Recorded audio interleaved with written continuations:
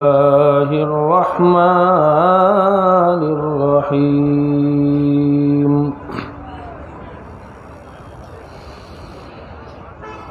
إن الله وملائكته يصلون على النبي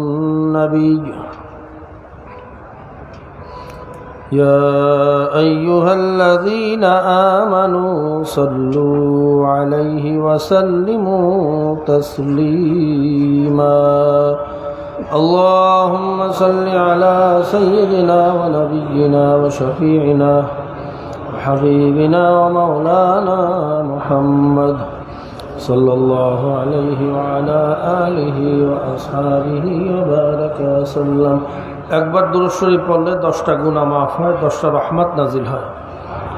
সবাই মোহাব্বতের সাথে দুরূদ শরীফ পড়েন। আল্লাহুম্মা সাল্লি আলা সাইয়্যিদিনা ওয়া নাবিয়্যিনা ওয়া শাফি'িনা ওয়া হাবিবিনা ওয়া মাওলানা মুহাম্মদ সাল্লাল্লাহু আলাইহি ওয়া আলা আলিহি ওয়া আসহাবিহি ওয়া বারাকা ওয়া সাল্লাম। اللهم صل على سيدنا ونبينا وشفيعنا وحبيبنا ومولانا محمد صلى الله عليه وعلى آله وأصحابه وبارك وسلم محمد حامد حمد خدا بس محمد حامد حمد خدا بس خدا مدا محمد مصطفى بس زمحزوری برآمد جان عالم ترحم یا نبی اللہ ترحم نہ آخر رحمت للعالمین زمحروما چراغ غافل نشینی زکا کا اعلان سیراب برخیز زکا کا اعلان سیراب برخیز چنرغل خواب چندز خواب برخیز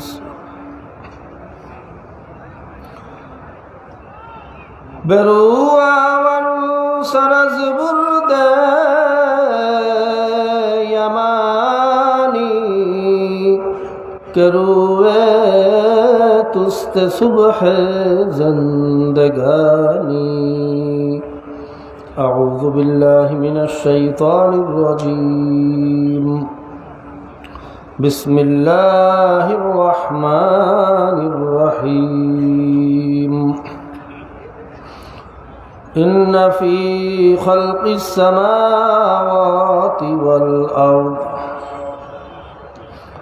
واختلاف الليل والنهار لآيات لأولي الألباب الذين يذكرون الله قياما وقعودا وعلى جنوبهم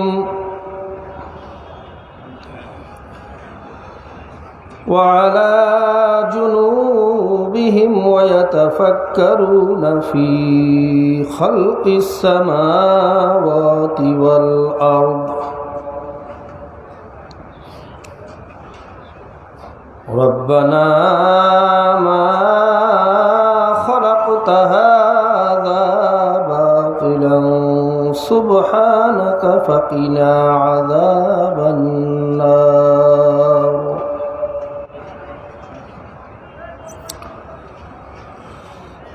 وقال الله عز وجل في آية أخرى فاذكروني أذكركم واشكروا لي ولا تكفرون.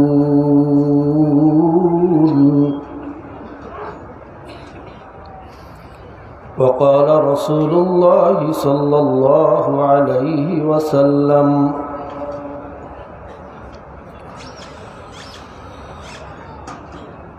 الشيطان جاسم على قلب بني آدم،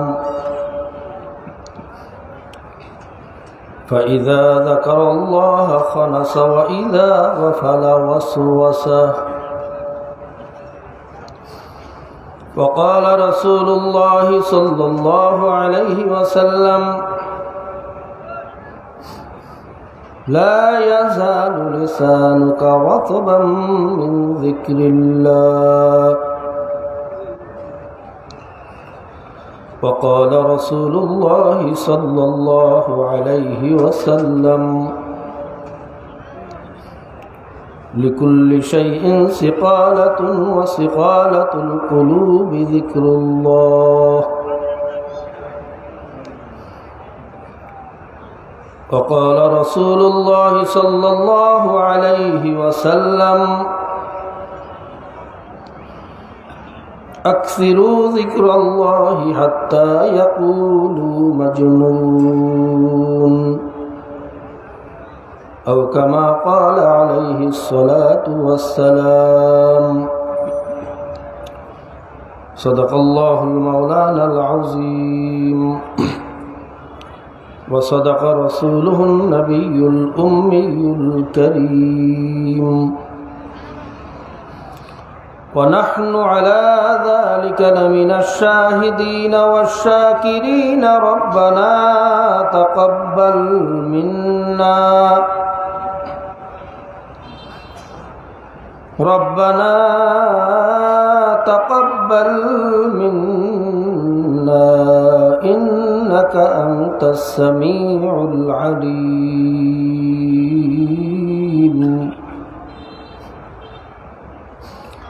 وتب علينا يا مولانا إنك أنت التواب الرحيم.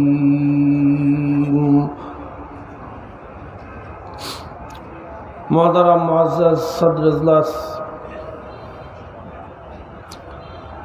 वजीबुल एहतराम हज़रत उलमाए किराम, मुरब्बियान आज़म, जाकिरिन शाकिरिन, तालिब इल्म, कुरानेर हाफिज, पर्दार आড়ালে दूर दूरान्त अवस्थानरत आल्लाह पाकेर बान्दिरा, आमार मा ओ बोनेरा, जनाबे मुहम्मदुर रसूलुल्लाह सल्लल्लाहु अलैहि वसल्लमेर उम्मतगण, আল্লাহ পাকের দরবারে লাখ কোটি শুকরিয়া যে মহান আল্লাহ পাক রব্বুল আলামিন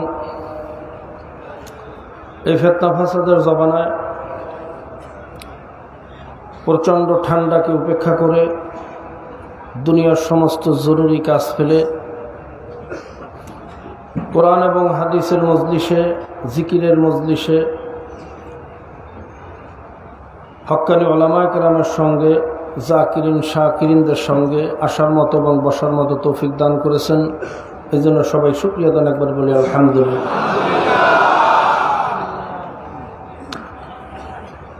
বাইরের মজলিসটা বড় দামি একটা মজলিস, কথা ঠিক না? আওয়াজ একটু গলাইয়া যাইতেছে, পরিষ্কার হয় না, আওয়াজটা পরিষ্কার করতে হইবে। পিছনের দিকে আওয়াজটা মনে হয় একটু ফাটিয়া যায়, ওটা ঠিক করেন। আল্লাহ রসুল সাল্লাল্লাহু আলাইহি সাল্লাম বলছেন,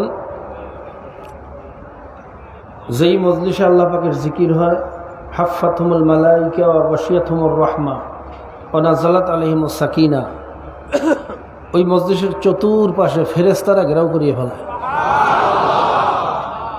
আল্লাহ পাক রব্বুল আলামিন সাকিনা বর্ষণ করতে থাকেন, রহমত বর্ষণ করতে থাকেন। অন্য রওয়ায়াতে আসছে, একদল রহমতের ফেরেশতা শুধু দোয়া করে, মাবুদরে যখন নিয়েই আসছো খালি হাতে ফিরেইও না, এর মধ্যে যাকে তোমার ভালো লাগে তার উসিলায় তুমি সবাইকে মাফ করিয়ে দাও। আল্লাহ পাক রব্বুল আলামিন খুশি হইয়া যখন বলেন ফেরেশতারা তোরা সাক্ষী থাক, আমি সবাইকে মাফ করে দিলাম।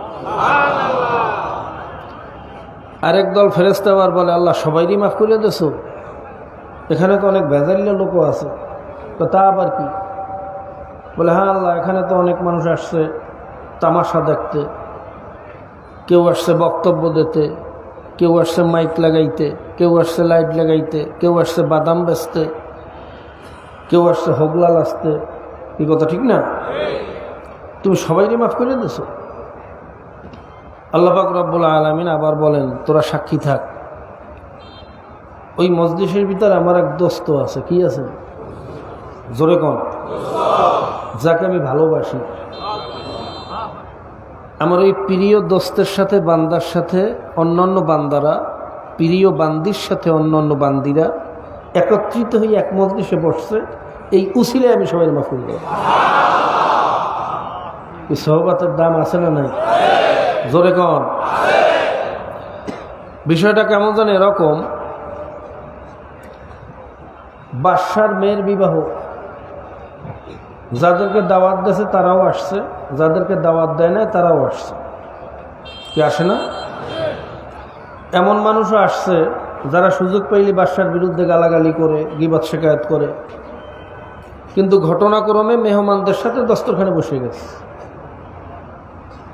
আচ্ছা বলেন তো,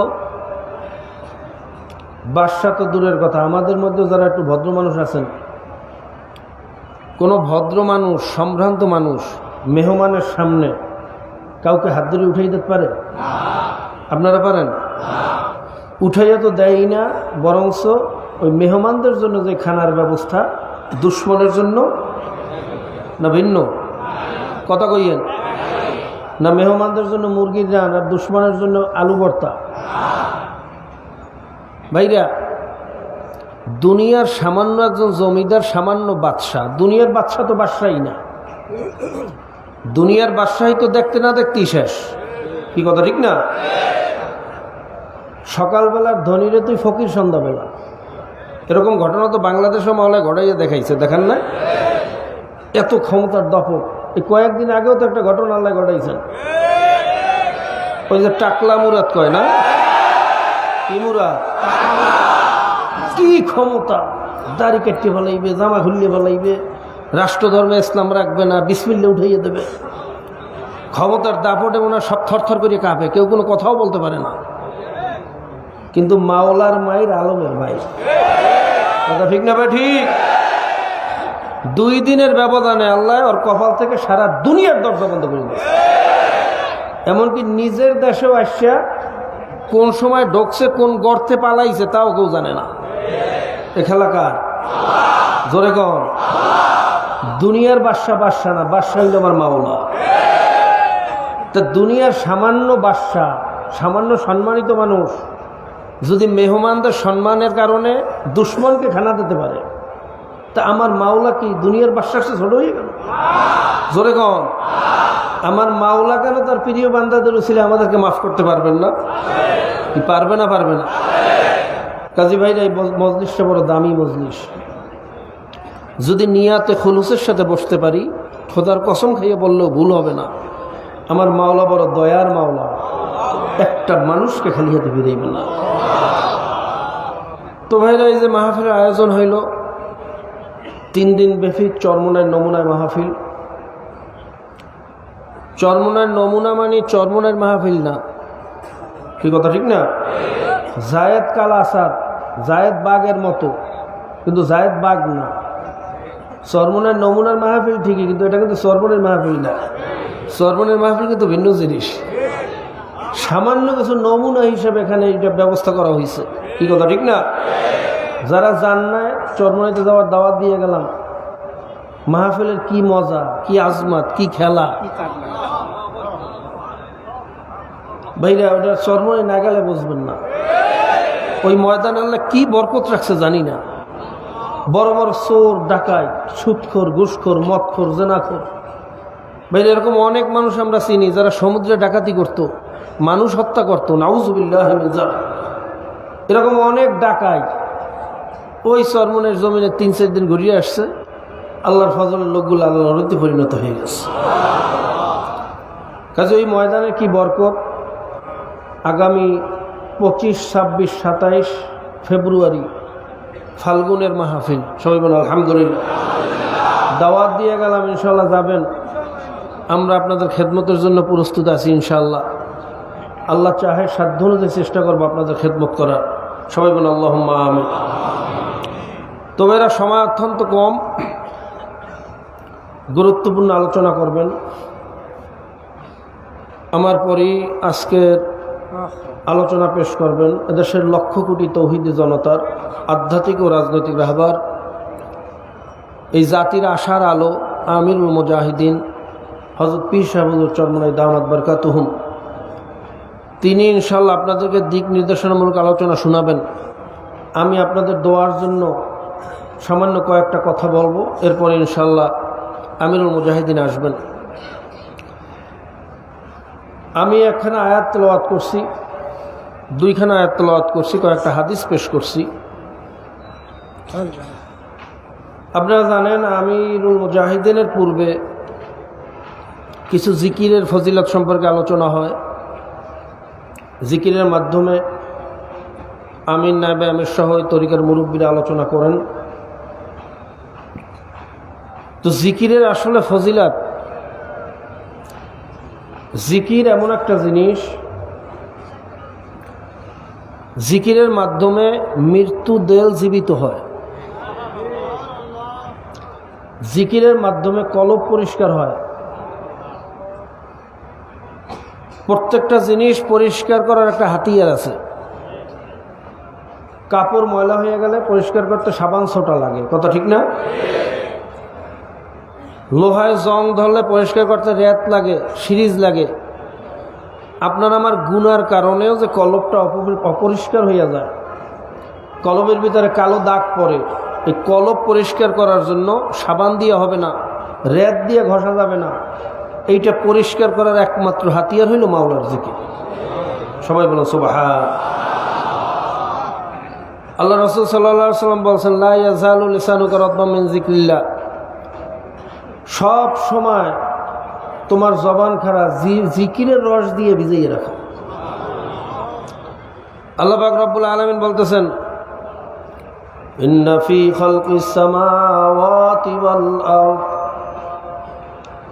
ওয়াখতিলাফিল লাইলি ওয়ান নাহারি লাআয়াতিল লিউলিল আলবাব।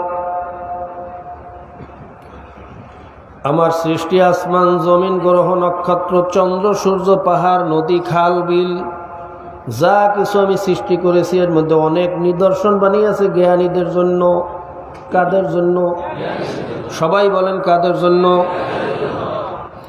জ্ঞানী কারা? তাও আল্লাহ পাক রব্বুল আলামিন বলতেছেন, আল্লাযীনা ইয়াযকুরুনাল্লাহা কিয়ামান ওয়া কুউদান ওয়া আলা জুনুবিহিম।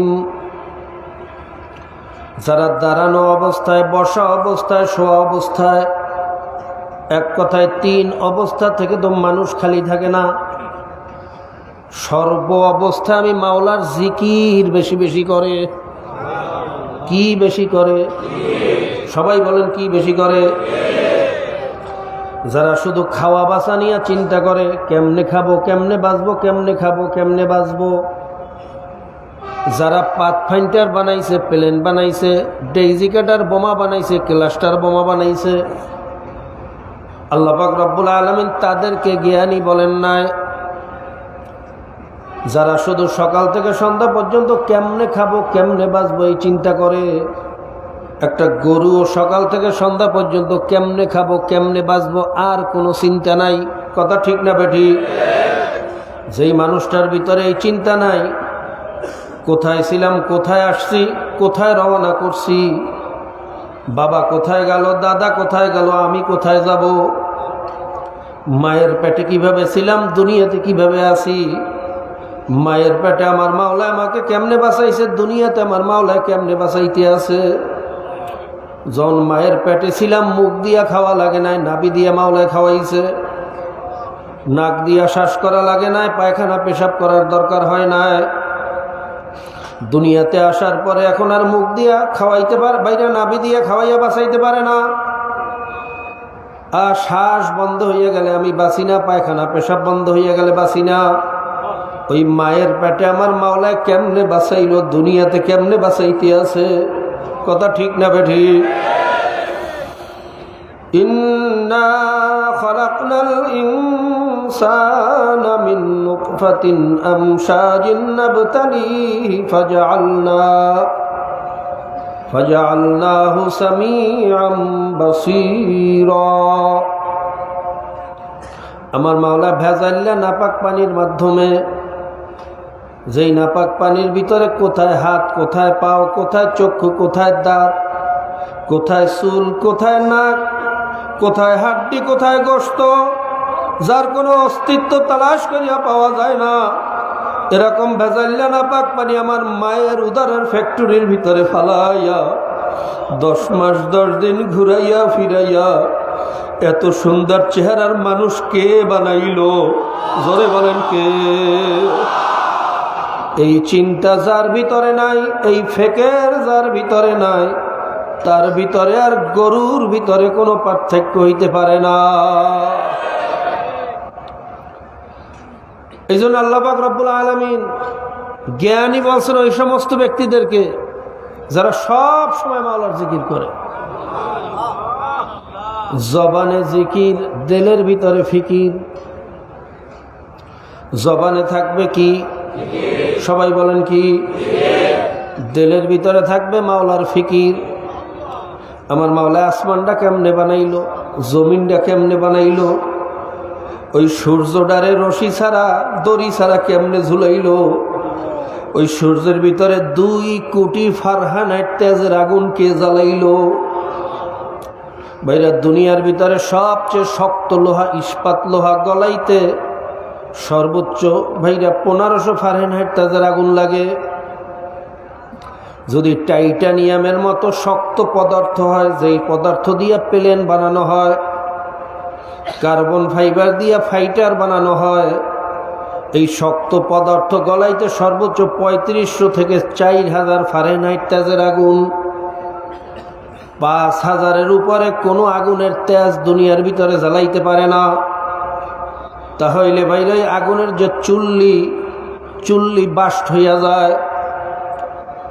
দুনিয়ার ভিতরে যত তেজের আগুন আছে, তেজ হলো সর্বোচ্চ 5000 ফারেনহাইট। আর সূর্যের ভিতরে সব সময় জ্বলতেছে 2 কোটি ফারেনহাইট তেজের আগুন। এত তেজের আগুন কে জ্বালাইলো? জোরে কান, কে জ্বালাইলো? ওর তেল মোবিল কে সাপ্লাই দিল? এই ফেকের যার ভিতরে নাই, এই গবেষণা যার ভিতরে নাই, তার ভিতরে আর গরুর ভিতরে কোনো পার্থক্য নাই। বাইরে আমেরিকার বৈজ্ঞানিক ডক্টর লুইস বলতেছে যে আল্লাহ যে একজন আছে তাতে কোনো সন্দেহ নাই। বলে, ডাক্তার সাহেব আপনার কাছে কি প্রমাণ আছে, কি যুক্তি আছে? বলে, ভাই দেখো, আমরা যে বাড়ির টাঙ্কিতে পানি উঠাই, কত হর্স পাওয়ারের মোটর ফিট করতে হয়, কত এলটিপিএফআই প্যানেল বোর্ড, কত কিছু লাগে। যদি প্লান্ট আরো বড় হয়, সরকারি বড় যে প্লান্ট, পানির প্লান্ট, ভাইরা সেখানে 3 phase motor, 100 horse, 150 horse, 200 horse পাওয়ারের মোটর, 440 কানেকশন লাগে, সাবস্টেশন লাগে, কত কিছু লাগে। এরপরেও যদি একটু কানেকশন এদিক সেদিক হইয়া যায়, সব জ্বলিয়া পুড়িয়া আংরা হইয়া যায়। আর একটা নারিকেল গাছের মাথায় যে পানি উঠতে আছে, খেজুর গাছের মাথায় যে পানি উঠতে আছে,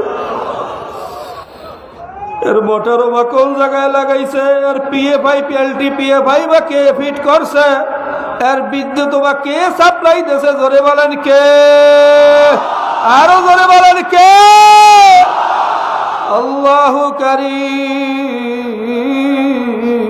আল্লাহু রহিম। ভাইরা, যার ভিতরে এই ফেকের নাই, এই চিন্তা নাই, তার ভিতরে আর গরুর ভিতরে কোনো পার্থক্য নাই।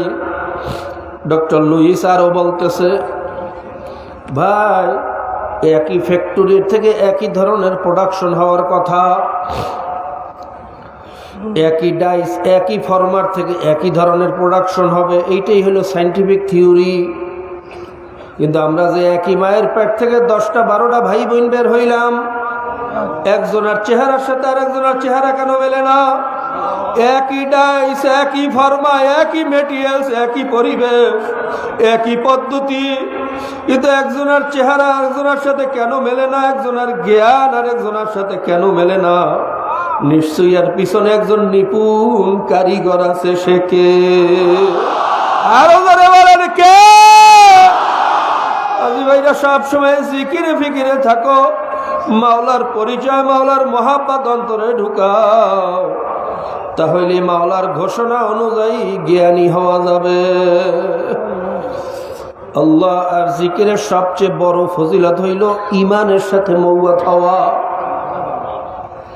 কুল্লু ইনাইন ইয়াতারাশাবু বিমা ফিহি, যেই পাত্রে যা থাকে কাজ করলে সেইটাই বের হয়। যেই পাত্রের ভিতরে পানি আছে কাজ করলে পানি বের হইবে, যেই পাত্রের ভিতরে মধু আছে কাজ করলে মধুই বের হবে। ভাইরা ঠিক তদ্রূপ মৌয়াতের সময় যখন আজরাইল আলাইহিস সালাতু ওয়াস সালাম ওই দুনিয়া জোড়া সুরাত, এক হাত তার মাশরিকে এক হাত তার মাগরিবে, সারা শরীরে লম্বা লম্বা পশম, পশমের গোড়া দিয়ে আগুনের জিহ্বা বাহির হইতে থাকবে। এই বিকট ভয়ানক চেহারা দেখার পরে নাফরমানের কলিজা উল্টাইয়া যাইবে, রুহুটা 360টা দৌড়ার ভিতরে দৌড়ে দৌড়ে শুরু করিয়া দেবে। নাফরমানের রুহু বাহির হইতে চাইবে না। আজরাইল আলাইহিস সালাম চোখে একটা পাকানে দিয়া বলবে, আরে খবীর, সারা জীবন মাওলার নাফরমানি করছো, মাওলার হুকুম মানো না, আজকে তোকে ধরিয়া নেওয়ার জন্য হুকুম হইয়া গেছে, ভাগিয়া যাইতে পারবি না। এই কথা বলিয়া রুহুটার উপরে যখন খপ করিয়া থাবা মারবে, রুহুটা থর থর থর থর থর থর করিয়া কাঁপতে থাকবে।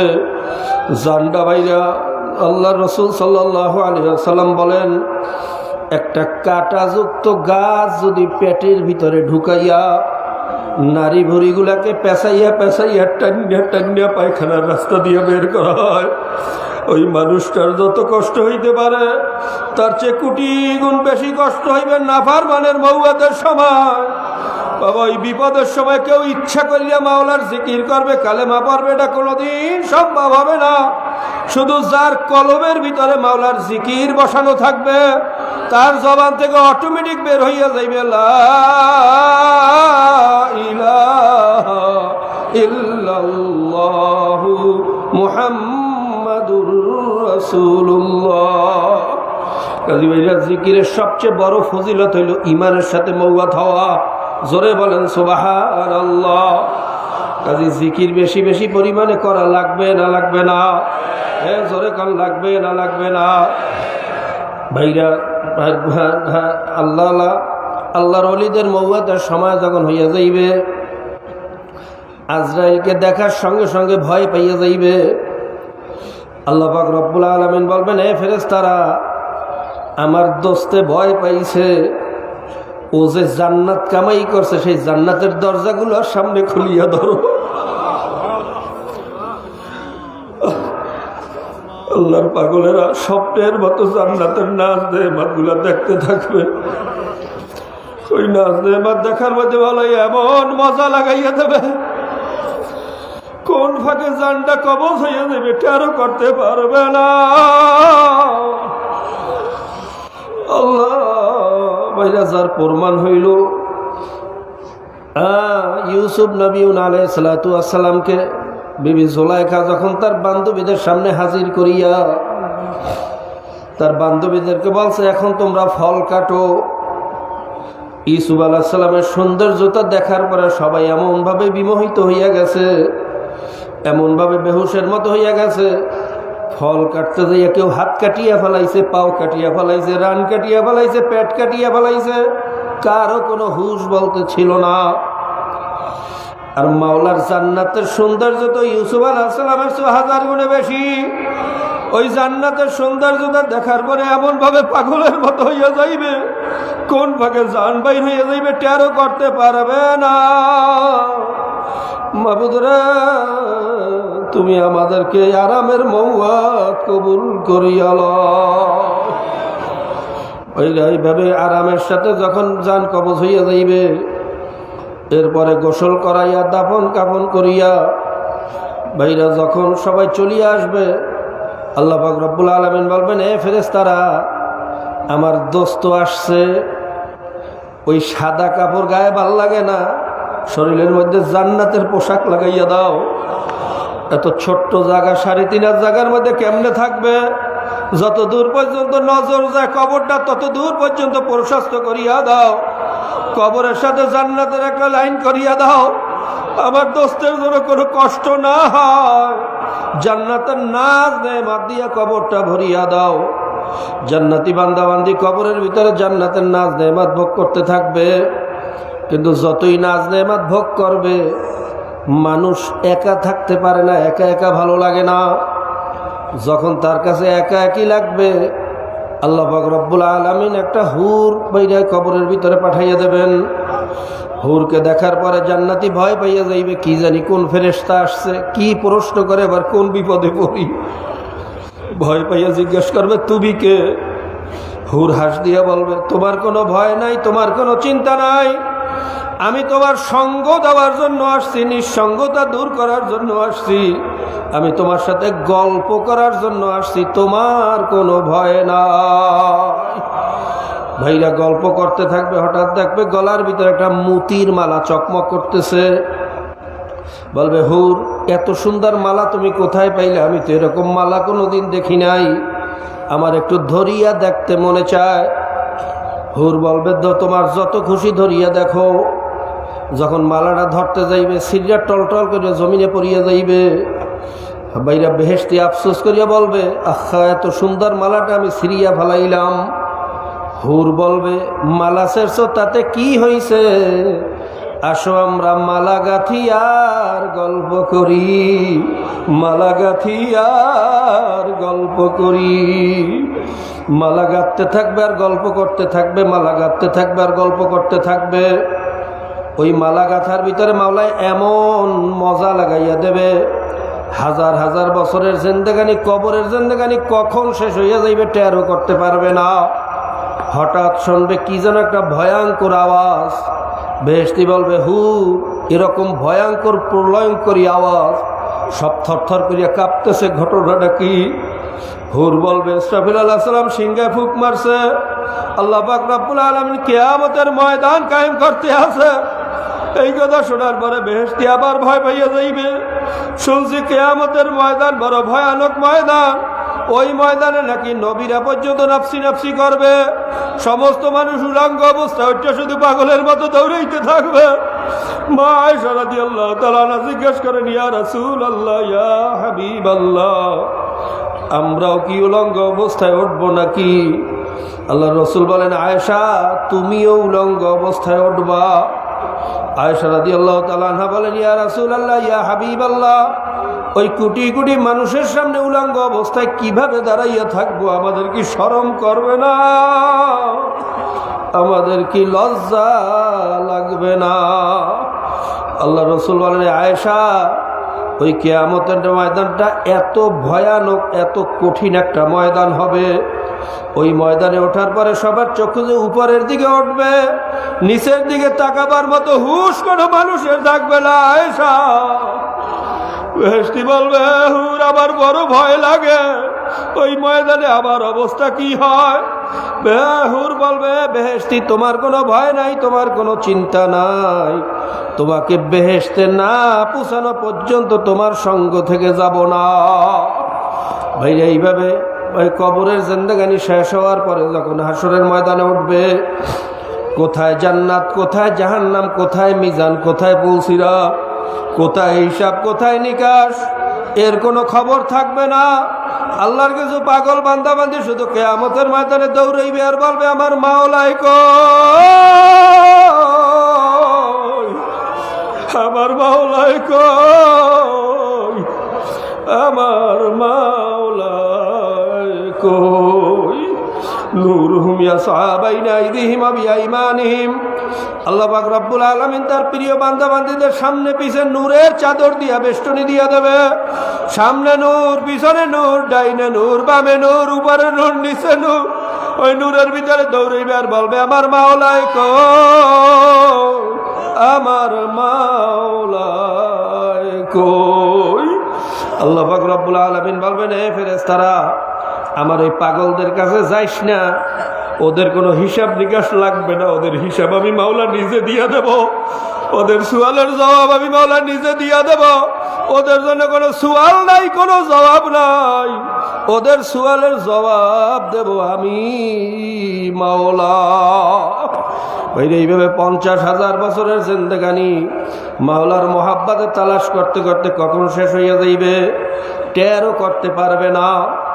এরপরে কঠিন পুলসিরাত পার হইয়া বাইরা কেউ বিজলির আকারে, কেউ তেজ রফতার ঘোড়ার মতো পুলসিরাত পার হইয়া যখন জান্নাতের ভিতরে পাও রাখবে, আর বেহেশতের হুরগেলমানেরা বেহেশতিদেরকে ইস্তেকবাল নিয়ে যখন ভিতরে নিয়ে যাইবে, জান্নাতের সৌন্দর্যতা দেখার পরে বেহেশতিরা পাগলের মতো হইয়া বলবে, মালিক এ কেমন জান্নাত তুমি বানাইছো, এর তো কোনোদিন কল্পনাও করি নাই, কোনোদিন ধারণাও করি নাই, এই জান্নাত তুমি কেমনে সাজাইছো মাওলা, কোনোদিন ধারণাও করি নাই।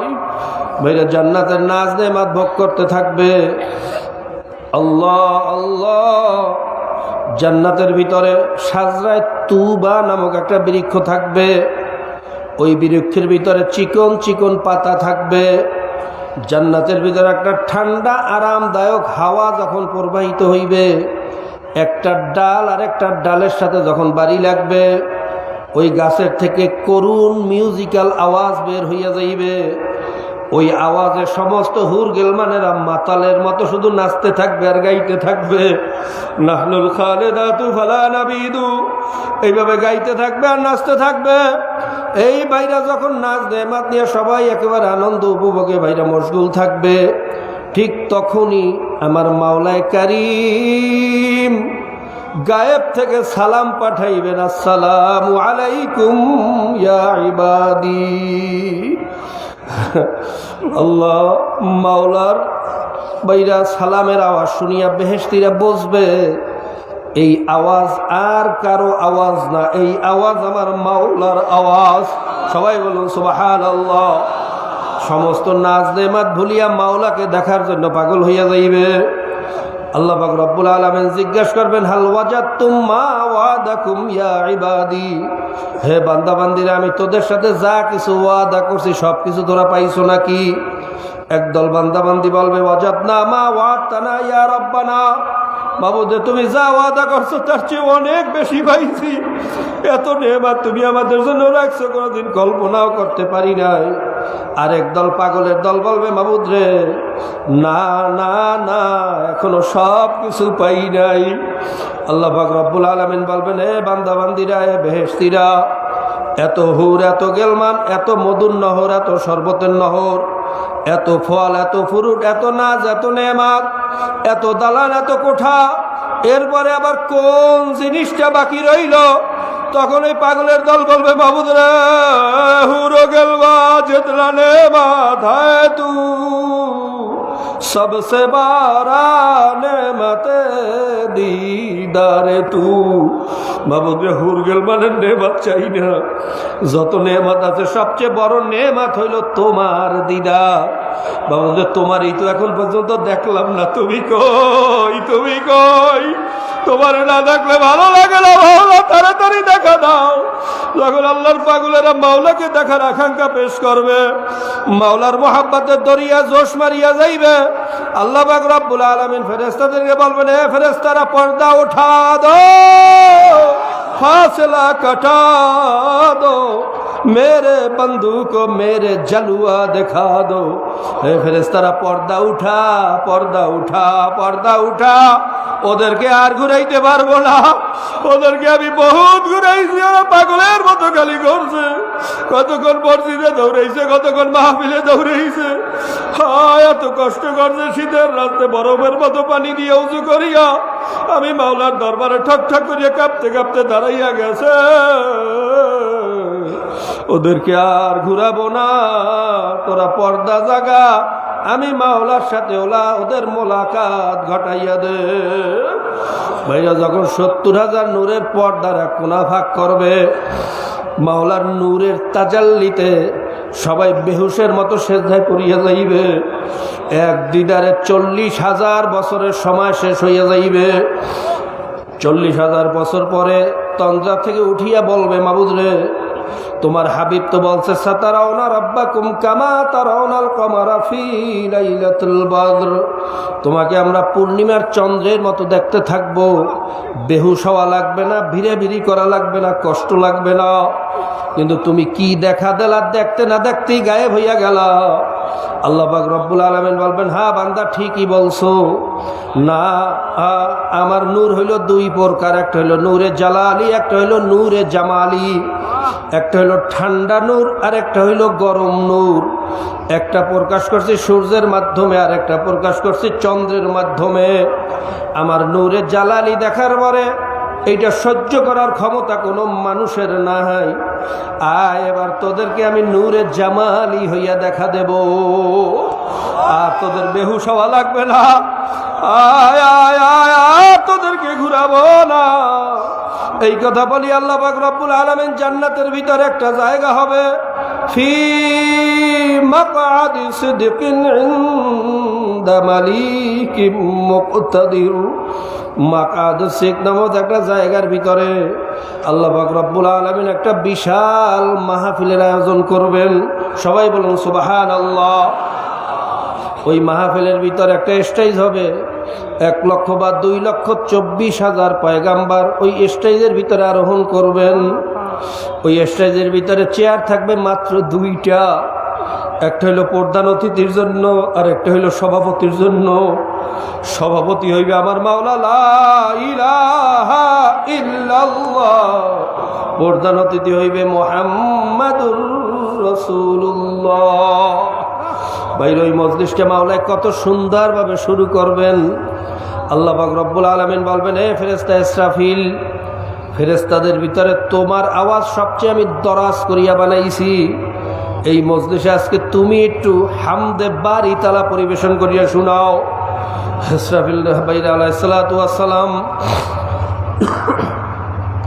ওই বেহেশতি মজলিসে, যেখানে থাকবে সমস্ত নবী রাসূল, যেখানে থাকবে সমস্ত আল্লাহর ওলি, সমস্ত বেহেশতি, ওই মজলিসের ভিতরে ইসরাফিল আলাইহিস সালাতু ওয়াস সালাম মাওলার প্রশংসার একটা খাজানা গাইয়া শুনাইবেন। সবাই বলুন সুবহানাল্লাহ। আল্লাহ পাক রব্বুল আলামিন বলবেন, হে নবী দাউদ, দুনিয়ার ভিতরে তোমার কণ্ঠ আমি সবচেয়ে সুন্দর করিয়া বানাইছিলাম। তোমার কণ্ঠের তেলাওয়াত শোনার জন্য নদীর কিনারে সমস্ত মাছগুলা ভিড় জমাইয়া ফেলাইতো, পাখিগুলা মাথার উপরে আসমানটা কালো বানাইয়া ফেলাইতো, এমনকি গর্তের পিপিলিকা পর্যন্ত পাগল হইয়া তোমার দিকে দৌড়াইতো। তোমার সেই জাদু মাখা কণ্ঠ দিয়ে এই মজলিসে আমার মেহমানদেরকে একটু কোরআনুল কারীম তেলাওয়াত করিয়া শোনাও। আল্লাহ পাক রব্বুল আলামিনের ইশারায় 1 সেকেন্ডের ভিতরে 30 পারা কোরআনুল কারীমের হাফেজ হইয়া যাইবেন নবী দাউদ আলাইহিস সালাতু ওয়াস সালাম। তিনি ভাইরা ওই মজলিসের ভিতরে সূরা তোয়াহা তেলাওয়াত করিয়া শুনাইবেন। যখন নবী দাউদ আলাইহিস সালাতু ওয়াস সালাম তোয়াহা কইয়া টান মারবেন, সমস্ত বেহেশতিরা পাগলের মতো হইয়া যাইবে। আল্লাহ পাক রব্বুল আলামিন বলবেন, হে নবী দাউদ, আপনার কণ্ঠ সুন্দর ঠিক আছে, কিন্তু যেই কোরআনুল কারীম আপনি তেলাওয়াত করছেন, এই কোরআন তো আপনার উপরে আমি নাজিল করি নাই। এই কোরআনের জন্য আপনি কোনো কষ্ট করেন নাই, এই কোরআনের জন্য আপনি দাঁতও ভাঙেন নাই, রক্তও ঝরান না। এই কোরআনের জন্য মাথার হেলমেট ভাঙিয়া, মাথার সারা ভাঙিয়া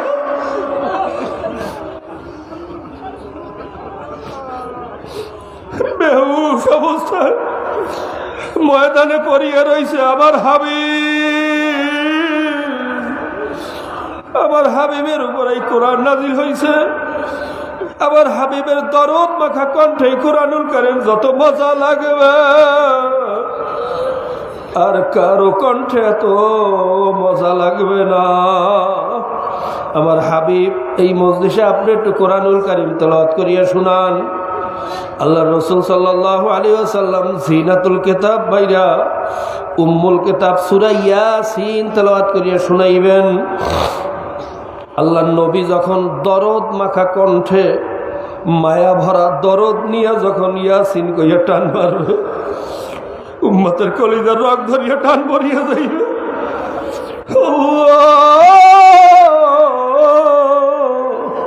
তুমি আমাদেরকে এই নেয়ামত থেকে মাহরুম করিও না, এই নেয়ামত থেকে আমাদেরকে মাহরুম করিও না। আল্লাহ ভাইরা আল্লাহ রসুল তেলাওয়াত করার পরে আল্লাহ পাক রব্বুল আলামিন বলবেন, হে নবী মুহাম্মদ, আপনার উপরে কোরআন নাজিল হয়েছে ঠিকই, কিন্তু কোরআন তো আপনার কালাম না, কোরআন হইল আমি মাওলার কালাম। আমি মাওলা যত সুন্দর করে কোরআনুল কারীম তেলাওয়াত করতে পারবো, আর কারো দ্বারা এইভাবে তেলাওয়াত করা সম্ভব না। এই কথা বলিয়া আমার মাওলায়ে কারীম ওই মজলিসের ভিতরে জিনাতুল কিতাব সূরা আর রহমান তেলাওয়াত করিয়া শুনাইবেন। আমরা দুনিয়াতে আর রহমান পড়ি, আর রহমান আল্লামাল কোরআন, আর আমার মাওলা বেহেশতের ভিতরে শুরু করবেন আনার রহমান, আমি সেই রহমান, আমি সেই রহিম, আমি সেই সত্তার, আমি সেই কারীম। দেখ আমারে, দেখ দেখ, যত খুশি দেখ, আমি নূরে জামালি হইয়া তোদের সামনে আসছি, আর তোদের বেহুশ হওয়া লাগবে না। যত খুশি দেখ, আর আমার জবানের তেলাওয়াত শোন। ভাইরা একদিকে মাওলার জবানের তেলাওয়াত, অন্যদিকে হুরগেল মানেরা ভাইরা সারাবান তহুরা পরিবেশন করতে থাকবেন। কারো হাতে মটকা থাকবে, কারো হাতে জগ থাকবে, কারো হাতে গেলাস থাকবে। কেউ মটকার থেকে জগে ঢালবে, কেউ জগ থেকে গেলাসে ঢালবে, আর এই গেলাসে হাসি মুখে বেহেশতীদের হাতে হাতে পরিবেশন করতে থাকবে। তফসিরের ভিতরে আসছে ভাইরা সারাবান তহুরা মাওলার এমনই একটা কুদরতি পানীয়, ওর এক ফোঁটা ওই সারাবান তহুরা যার জিহ্বার ভিতরে লাগবে, তার কলিজাটা মাওলার প্রেমে, মাওলার ভালোবাসায় পাগলের মতো হইয়া যাইবে। ওইটা কি যে মজার হবে, বুঝাইয়া বলার ক্ষমতা কোনো মানুষের নাই। আল্লাহ ওই মজলিসে আমাদেরকে তুমি কবুল করিয়া নাও, একটা মানুষকে ওই মজলিস থেকে মাহরুম করিও না, আমাদেরকে নেয়ামত থেকে মাহরুম করিও না। বাইরে এই নেয়ামতগুলা পাইতে হইলে কলব পরিষ্কার করতে হইবে, খাঁটি মুসলমান হইয়া কবরে যাইতে হইবে। আর কলব পরিষ্কার করা সবচেয়ে বড় হাতিয়ার হইল মাওলার জিকির। কথা ঠিক না বেঠিক? জোরে কন ঠিক না বেঠিক? কাজে দেখবেন যাদের ভিতরে বেশি মাওলার জিকির, যারা সবসময় জিকিরে ফিকিরে থাকে, তাদের আমল আখলাক, তাদের চরিত্র, তাদের কথাবার্তা বাইরে একটু খোঁচা দিলেই চক্ষু দিয়ে পানি চলিয়ে আসে। একটু মাওলার মোহাব্বত লাগাইয়া দিতে পারলে শরীরের ভিতরে কম্পন শুরু হইয়া যায়, তাদের চোখের ভিতরে পানি চলিয়ে আসে, অন্তরটা মাওলার প্রেমে জ্বলতে থাকে। বাইরে জিকির ছাড়া কলবের ভিতরে মাওলার মোহাব্বত জমা হইতে পারে না। কাজী বেশি বেশি মাওলার জিকির করা লাগবে। এই জন্যই তরিকার ভিতরে জিকিরের উপর সবচেয়ে বেশি গুরুত্ব দেওয়া হয়। সকালবেলা সন্ধ্যাবেলা, বিশেষ করে এই দুইটা বেলা খাস করে একটা ধ্যান ও খেয়ালের সাথে মাওলার জিকির করিও। ভাইরা আমাদের শায়খ মুর্শিদ হযরত পীর সাহেব হুজুর চরমনাই রহমাতুল্লাহি আলাইহি, দাদাজান রহমাতুল্লাহ আলাইহি বলতেন 3 দিন 7 দিন 21 দিন সর্বোচ্চ 41 দিন একটু চেষ্টা করিয়া দেখো, যদি উপকার না হয়, মাওলার মোহাব্বত অন্তরে না আসে, ওই পাথরিয়া দেলটা করলে যদি মোমের মতো নরম হইয়া না যায়, আমি সাহাকেরে তোমরা গালি দিও, আমার কোনো দাবি নাই। আমি ফজলুল করিমের তোমরা গালি দিও, আমার কোনো দাবি নাই। কাজী ভাই একটু পরীক্ষা করিয়া দেখো, যারা জিকির করে তাদের আমলের দিকে তাকাইয়া দেখো, আর যারা জিকির করে না তাদের আমলের দিকেও তাকাইয়া দেখো। কাজী বেশি বেশি মাওলার জিকির করো, মোহাব্বতের সাথে জিকির করো, জবানে জিকির করো লা ইলাহা ইল্লাল্লাহ, আর দিলে দিলে খেয়াল করো আল্লাহ বাদে কেহ মাবুদ নাই।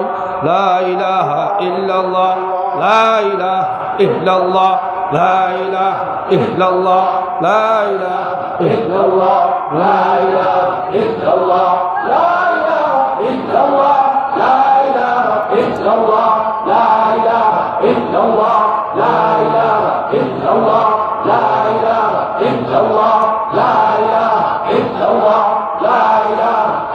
La